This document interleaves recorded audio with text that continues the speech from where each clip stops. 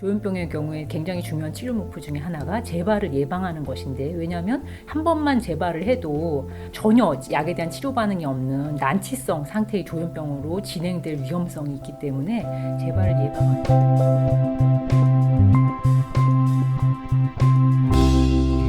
네, 대한신경정신의학회 공식 채널입니다.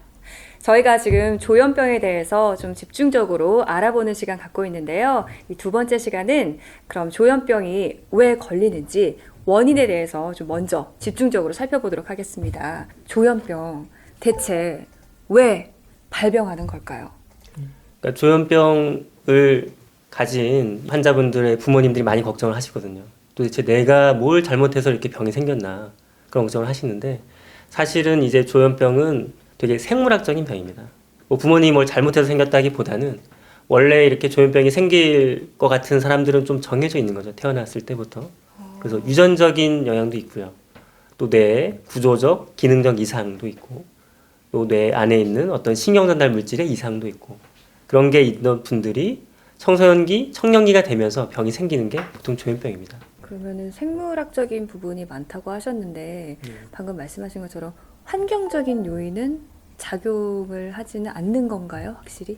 네, 그건 제가 말씀드리겠는데요. 아까 말씀드린 대로 조현병은 유전적 소인이 있는 경우에 발생하거든요. 근데 뭐 유전적 소인이 있다고 하더라도 그 자녀가 다 조현병이 생기는 건 아니고 성장 과정, 특히 뇌 발달의 중요한 시기에 어떤 심각한 스트레스를 받는다든지 이런 환경적인 요인이 그 유전적 요인을 강화시켜서 조현병이 발병하는 걸로 돼 있습니다.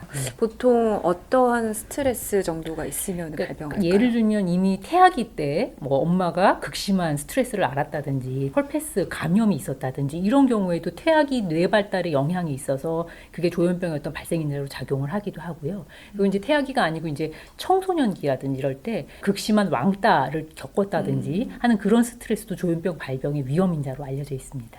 네, 그렇다면 조현병의 결정적인 요인이 바로 뇌라는 거죠? 네. 저희가 처음에 뇌의 문제로 알게 된 것이 이제 환자들 뇌를 이렇게 찍어봤거든요. 이게 뇌가 일반 정상인보다 조금 줄어 있어요. 뇌 크기가 줄어든 만큼 뇌 기능 자체도 조금 떨어진다라고 좀 알려져 있습니다. 이정석 교수님은 뇌의 이전 기질적인 문제에 대해서 말씀을 하셨고, 조금 더 미시적으로는 그 뇌 신경 세포 간의 그 연결성에 문제가 있는 걸로 알려져 있습니다. 그러면 뭐 결정적으로 환경적인 요인보다는 내가 가지고 있는 어떤 뭐 유전적인 요인이라든지 생물학적인 요인이 가장 크게 작용을 한다. 이렇게 정리를 할 수 있을까요? 네, 유전적인 요인과 생물학적 요인에 환경적인 요인이 더해졌을 더해져서. 때 발병으로 이어집니다. 네, 그렇게 그렇군요. 이해하면 되실 것 같아요. 그렇다면 이 조현병은 어떻게 치료를 할 수 있을까요? 조현병의 치료는 사실 크게 두 가지로 나눌 수 있어요. 사실 가장 중요한 치료가 생물학적인 치료죠. 그러니까 우리가 흔히 알고 있는 약물 치료가 되어 있고요. 약물 치료 외에도 비약물학적인 치료가 있는데, 어떤 상담을 통한 정신치료나 인지행동 치료, 뭐 가족 치료 이런 것들이 중요할 수 있습니다. 그럼 두 가지를 다 같이 병행할 수도 있는 거고 한 가지만 선택할 수도 있는 거고 그런 건가요? 거의 대부분 다 병행을 하죠. 물론 약물 치료가 가장 중요하죠. 그걸 안 하면서 상담만으로 그 망상을 치료한다는 건 사실 어불성설인 것 같고, 그런데 이제 약물 치료에 뭔가를 더해서 그 망상 체계를 조금 더 빨리 개선시키려는 노력을 하게 되는 거죠. 그 사람이 가지고 있는 망상을 하나하나 아주 디테일하게 물어보는 방법을 통해서도 그 체계가 좀 약한 망상은 조금 이렇게 와해가 되기도 하거든요. 뭔가 그 사람도 좀 이상한데? 잘 모르겠는데? 글쎄? 라는 생각을 하게 하는 것만으로도 본인이 잘못된 생각을 하고 있는 것일 수 있다라는 자기 의심을 할 수도 있는 거니까요. 그런 것들도 이제 뭐 일종의 심리 치료의 하나라고 볼 수도 있는 것이고. 근데 보통 전문가가 아닌 저희들의 입장에서는 정신적인 문제를 어떻게 이 먹는 약으로 치료할 수 있을지가 사실은 이해하기가 힘들거든요. 그러니까 그 조현병 환자들은 도파민이라는 물질이 높다고 생각을 하거든요. 근데 도파민이라는 물질이 뭐냐면 이제 사람의 어떤 쾌락이나 그런 걸 담당하는 물질인데, 쉽게 생각하시면 우리가 흔히 아는 마약 있죠. 네. 뭐 그런 걸 먹으면 이제 도파민이 올라가요. 매스컴통에 보시면 마약한 사람들이 막 흥분하게 되고 예민해지고 그렇게 되거든요. 그러니까 조현병 환자들은 마약을 하지는 않았지만 마약을 한 것 같이 뇌에 도파민이 많아지니까 그런 상태가 돼서 자꾸 의심하게 되고 화를 내게 되고 짜증내게 되는데, 그 상황을 이렇게 좀 저희랑 대화가 가능하고 그런 상태로 만들려면 약물 치료를 통해서 그런 도파민의 상태를 좀 억제시키는 게 중요하죠. 그래서 보통 그런 정신과 약을 먹으면 약간 몸이 많이 처진다는 얘기를 많이 하잖아요. 그게 그 도파민의 그 활동량을 좀 줄이고 그래서 그런 건가요? 도파민이 반대로 낮은 경우를 파킨슨병이라고 하거든요. 파킨슨병 환자분들의 행동을 보면은 행동이 되게 느리고 손떨림도 있고 팔의 움직임도 되게 저하돼 있고, 그러니까 행동이 좀 부자연스럽죠. 근데 이제 도파민의 농도를 낮추기 위해서 투여된 항정신병 약물이 2차적으로 파킨슨병 같이 나타내게 되는 거죠. 근데 최근에 나오는 새로운 약들은 그런 파킨슨병처럼 보이는 부작용을 최소화하거나 하는 쪽으로 개발이 많이 되었기 때문에 처지는 부작용은 예전보다는 굉장히 많이 나아진 상태라고 볼 수 있어요.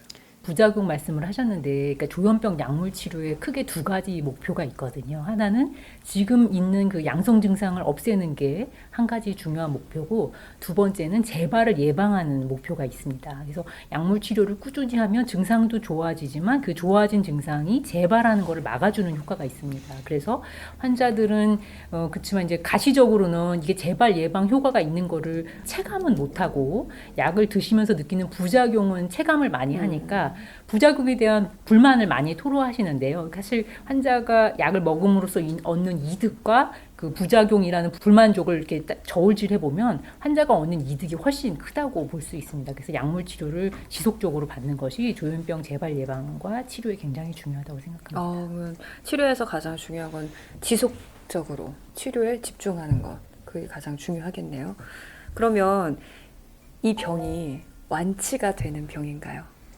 조현병은 그 발병한 지 얼마나 됐느냐에 따라서 치료의 기간이 굉장히 달라지거든요. 그래서 처음 병이 생기게 되면 약물 치료를 하면 금방 그 환각이나 망상 같은 양성 증상이 좋아집니다. 그래서 처음 치료한 분의 한 80에서 90%는 완치를 경험을 하시게 되거든요. 그렇지만 최소한 옛날에는 한 1, 2년 정도 유지 치료를 권했었거든요. 그 1, 2년 정도 유지 치료를 함으로써 재발을 예방하는 게 중요하다고 알려졌었는데 지금은 조금 그거보다는 더 길게 유지 치료를 해야지 재발을 예방하는 효과를 볼 수 있다. 이렇게 알려져 있습니다. 완치율은 보통 한 10명 중에 한 2명 정도는 완치가 되는 걸로 알려져 있습니다.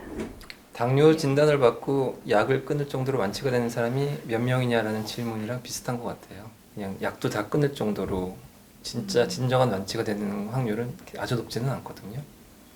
그래서 조현병 역시 비슷한 거라고 볼 수 있습니다. 그래서 약을 치료를 잘 하면서 부작용 없이 사회생활을 다 하면서 그냥 유지해 나가는 것, 잘 관리하는 것, 그게 저희가 생각하는 치료의 목표인데요. 근데 이제 환자나 보호자분들은 또 생각이 좀 다르죠. 특히 재발하지 않으신 분들 같은 경우에는 어찌됐건 좀 끊어보려고 해서 성공적으로 시도를 해서 되는 경우들도 있습니다만 아주 흔히 볼 수 있는 장면은 아닙니다. 재발 횟수가 늘어날수록 약에 대한 치료 반응이 떨어집니다. 그래서 조현병의 경우에 굉장히 중요한 치료 목표 중에 하나가 재발을 예방하는 것인데, 왜냐하면 한 번만 재발을 해도 전혀 약에 대한 치료 반응이 없는 난치성 상태의 조현병으로 진행될 위험성이 있기 때문에 재발을 예방하기 위한 꾸준한 약물 치료가 발병 초기부터 굉장히 중요하다고 볼 수 있습니다. 재발을 안 하는 것이 가장 중요합니다. 네. 가장 중요한 것은 다시 한번 말씀드리지만 치료의 지속입니다. 치료의 지속으로 우리가 얻고자 하는 것은 재발을 예방하는 겁니다. 재발을 예방함으로써 뇌의 데미지를 확실히 줄이는 거죠. 재발을 막기 위해서는 치료를 지속해야 되고, 이게 가장 중요한 거라고 볼 수 있습니다.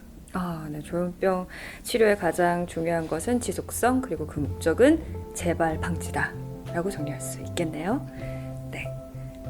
대한신경정신의학회 공식 채널에서 알아본 조현병의 원인과 그 치료 방법이었습니다.